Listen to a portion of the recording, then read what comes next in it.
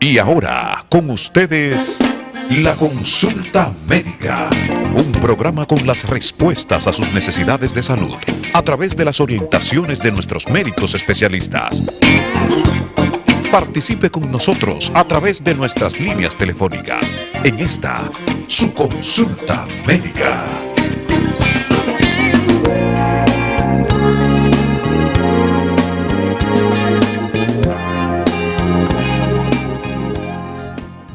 Qué bueno que están con nosotros en esta consulta médica, dándoles la bienvenida, la más cordial.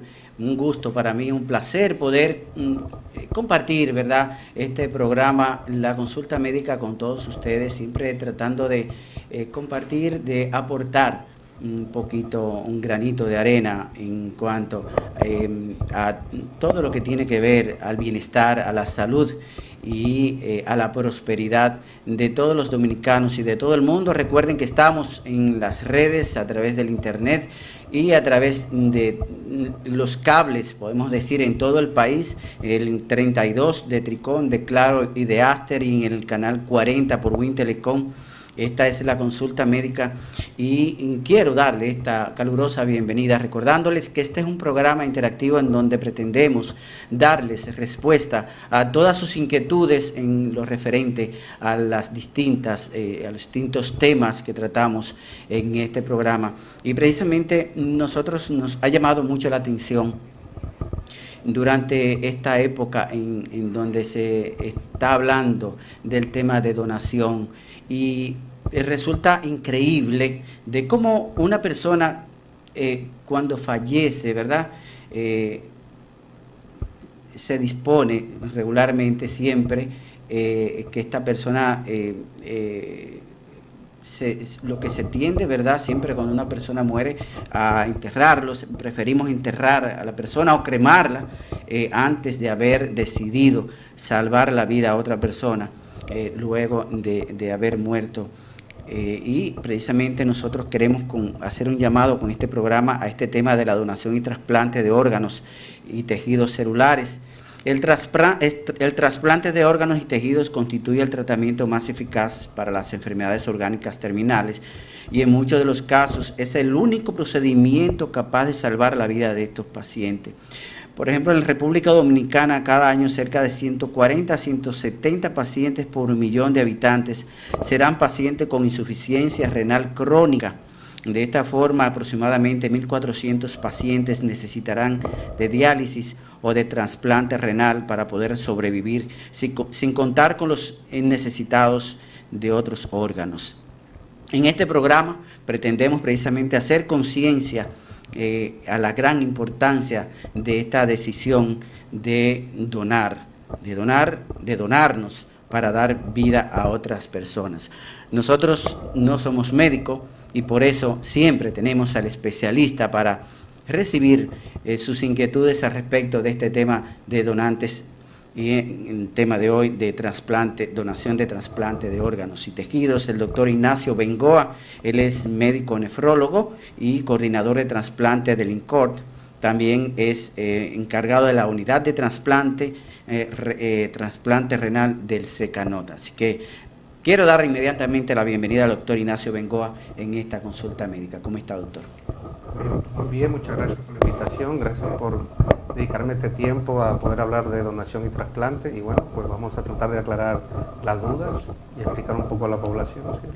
Bueno, yo creo que debemos comenzar por definir, ¿verdad?, de qué se trata, de qué estamos hablando con respecto a los órganos. Ya la gente tendrá, yo mismo tengo una idea muy general de que por lo regular siempre una persona muere por falta de un órgano que le está funcionando.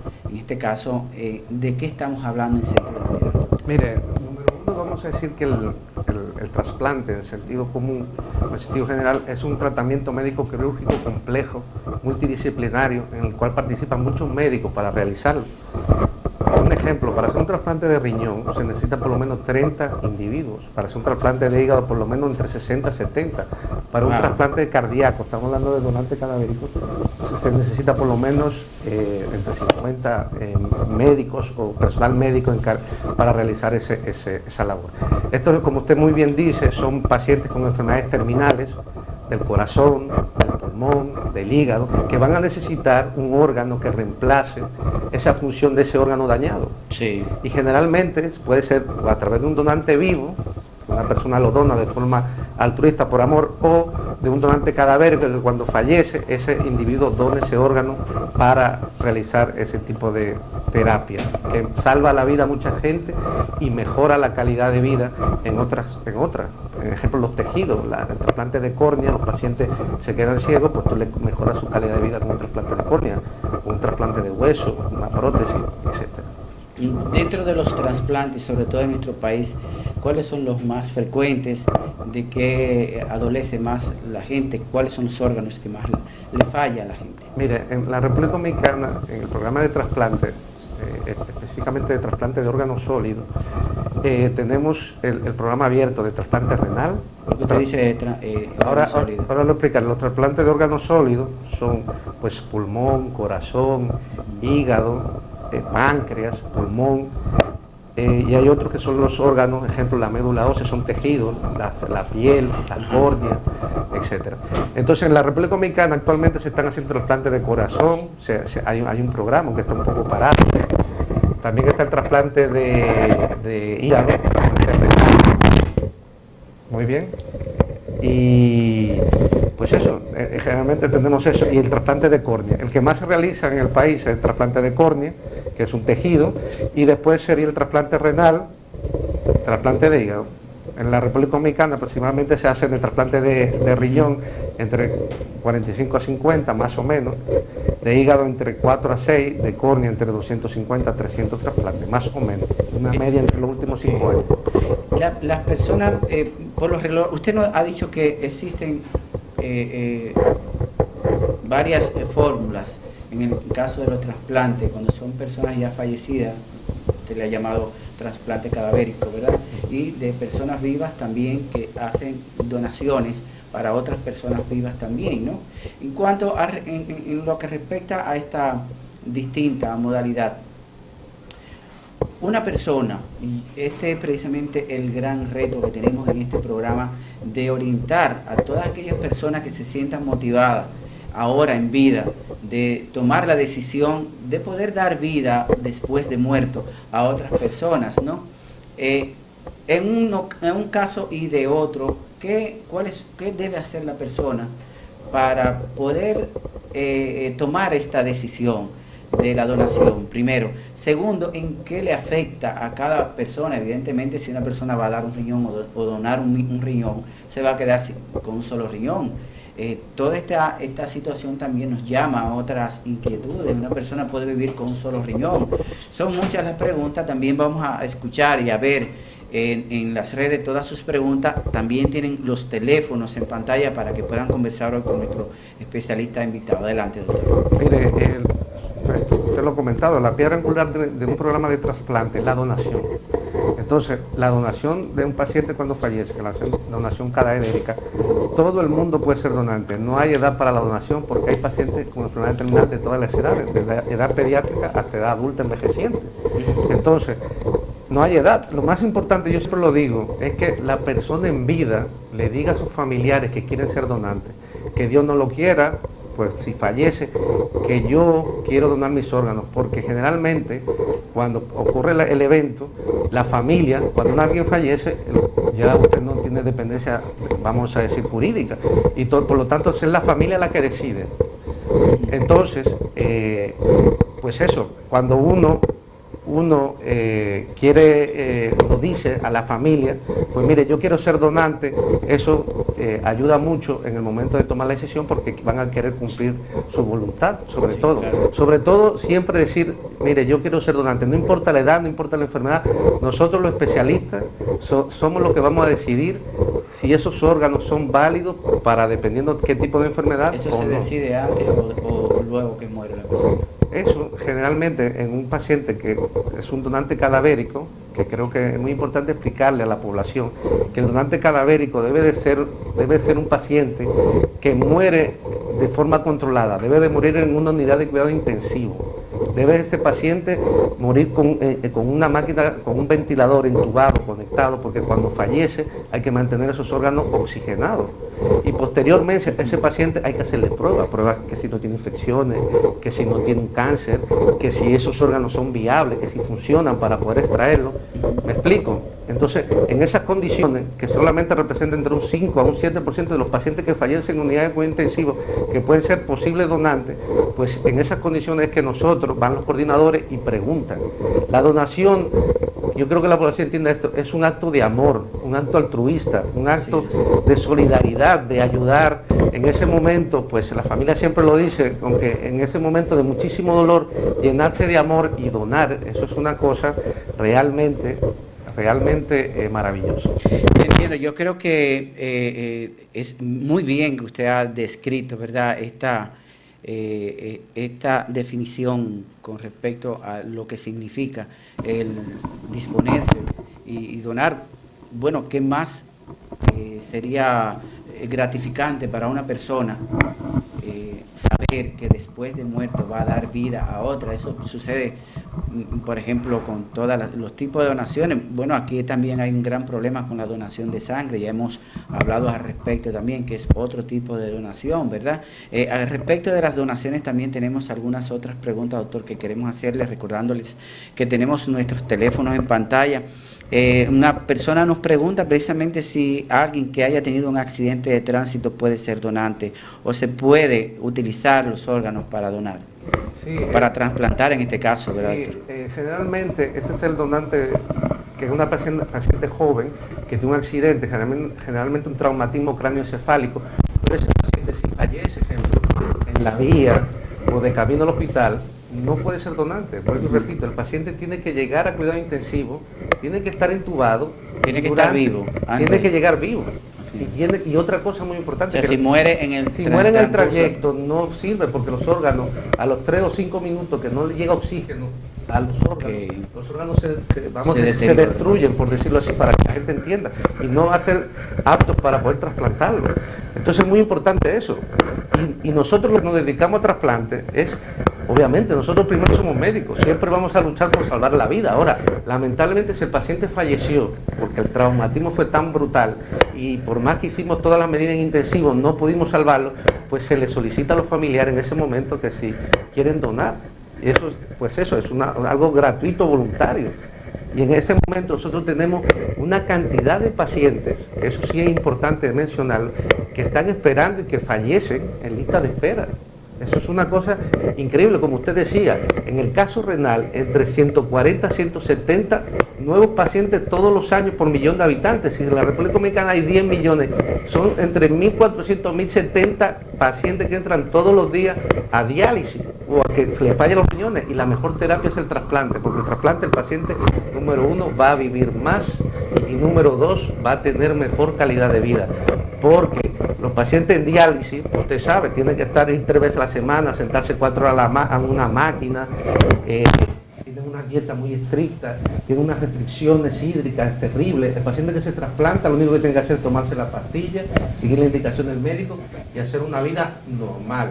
Y se integra a la sociedad y vuelve a ser una persona laborable, que trabaja. Dice una persona que ha escuchado que muchas veces personas con trasplante de órganos, de riñón y de hígado no les son compatibles si no se toman las prevenciones al hacer este trasplante. ¿Y por qué sucede eso?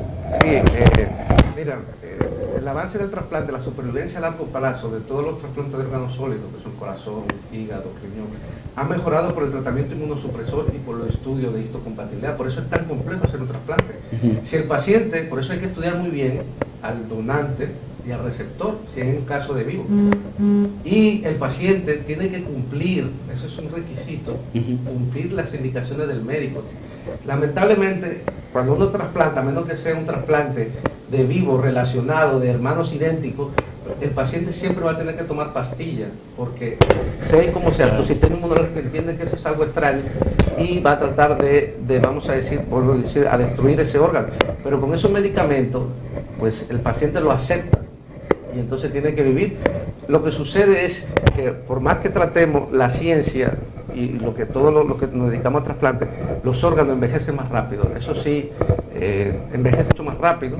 Y los órganos trasplantados. Y siempre estamos tratando tratar de que el paciente siga todas las indicaciones, tanto de control de riesgo cardiovascular, de que se tome su medicamento y siempre estar encima de ese paciente. Por eso también un paciente trasplantado tiene que seguirse toda la vida, no es que te trasplante y te mandas para tu casa. Un paciente trasplantado es para toda la vida, tiene que seguirse, estar controlado.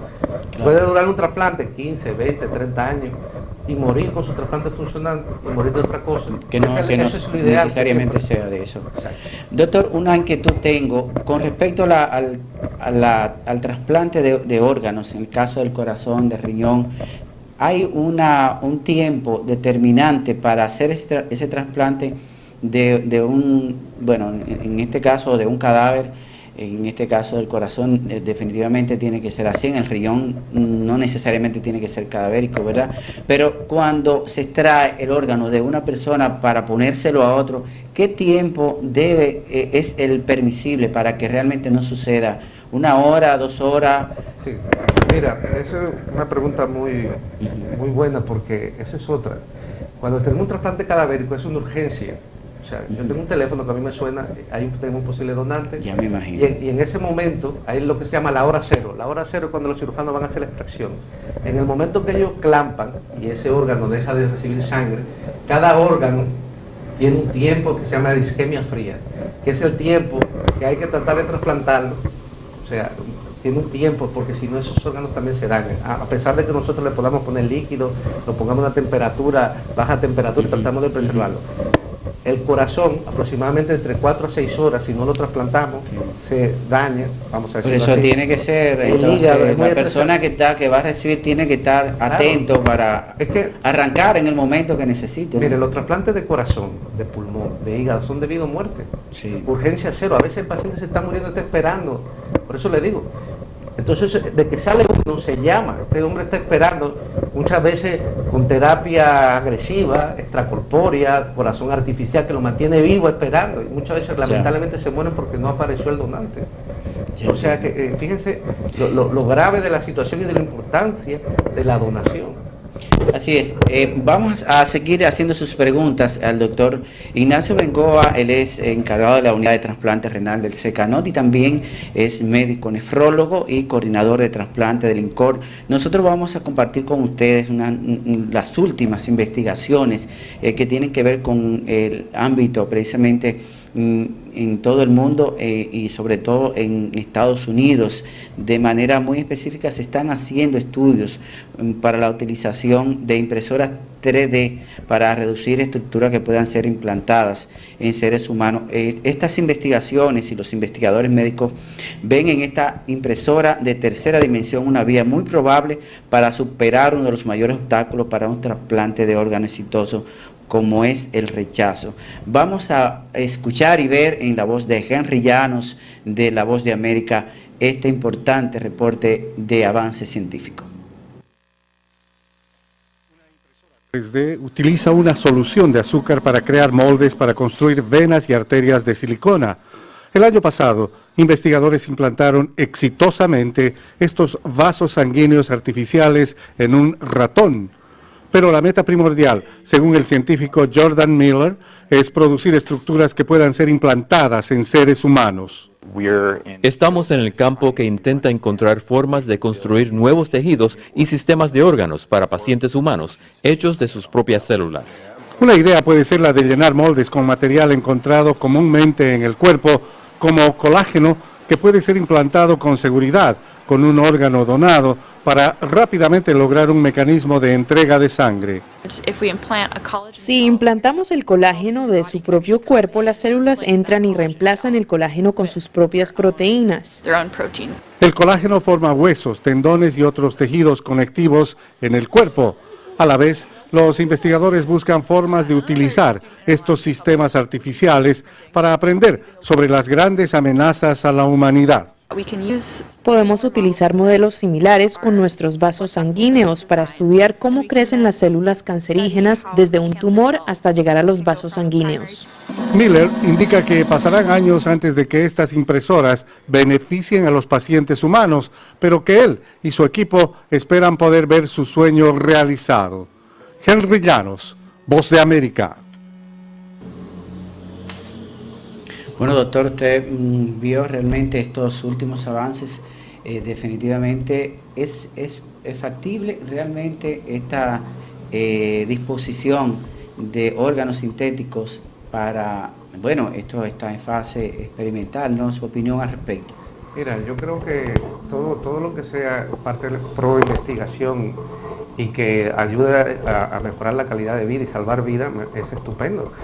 Lo único que creo que falta unos años, porque las células de cada cuerpo y de cada órgano tienen unas funciones específicas y ultra definidas.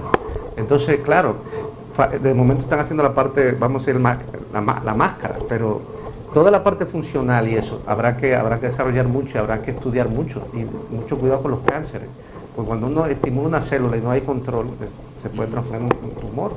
Entonces, sí, eso me parece que en el futuro vamos a ver cómo se va desarrollando, cómo son que agote toda la metodología científica y de evidencia, y yo creo que sí, claro, como todo. Como antes se hablaba de trasplante era imposible, ahora es una realidad, es una práctica común, el trasplante en el mundo entero es una práctica común. Así es, doctor. Vamos a hablar más adelante también sobre sobre el tráfico de órganos. Es un tema también, doctor, que nos han estado escribiendo muchas personas y realmente en cómo está esa situación en el país, escuchar su opinión al respecto. También otras personas nos preguntan, una joven nos escribe que quiere ser donante de órganos, que pregunta qué debe hacer y cómo sabe ella si es factible que ella pueda, desde edad temprana, dice, tengo 15 años, ¿verdad? Una joven, una adolescente. Y así tenemos muchas preguntas ya en el chat que queremos compartir con ustedes luego de la pausa. Hoy estamos en la presencia del doctor Ignacio Bengoa, él es médico nefrólogo y coordinador de trasplante del INCORT y de la unidad de trasplante renal de Secanot. Vamos a la pausa y en breve retornamos en esta consulta médica. Usted está en sintonía con la consulta médica.